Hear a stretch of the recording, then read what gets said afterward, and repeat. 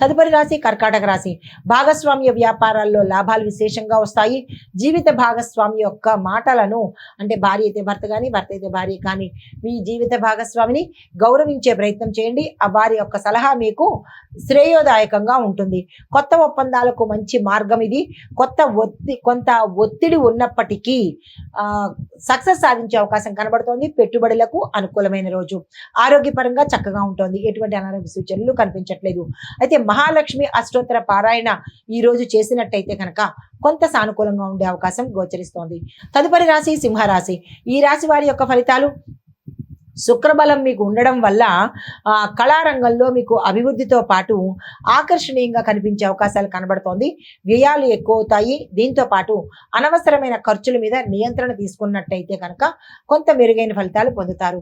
చెప్పదగిన పరిహారము: ఈరోజు ఏదైనా ఆలయంలో గోధుమలను దానంగా ఇచ్చుకున్నట్టయితే కనుక మంచి ఫలితాలు పొందే అవకాశం కనబడుతోంది. తదుపరి రాశి కన్యా రాశి. ఈ రాశి వారి యొక్క ఫలితాలు విద్యార్థులకు లాభదాయకంగా ఉండే అవకాశం ఉంది. ఈ రోజు మీరు ఏ పని చేపట్టినా సక్సెస్ సాధించే అవకాశం కనబడుతోంది. ప్రేమ వ్యవహారాల్లో ఒక క్లారిటీ వచ్చేస్తుంది.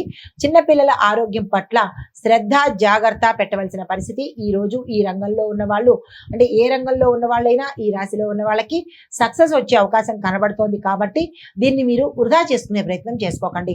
మీకు చెప్పదగిన పరిహారము: కృష్ణ ఆలయాన్ని సందర్శించడంతో పాటు కృష్ణ భగవానుడి నామస్మరణ ఎక్కువ చేసినట్టయితే కనుక మంచి ఫలితాలు పొందే అవకాశం కనబడుతోంది.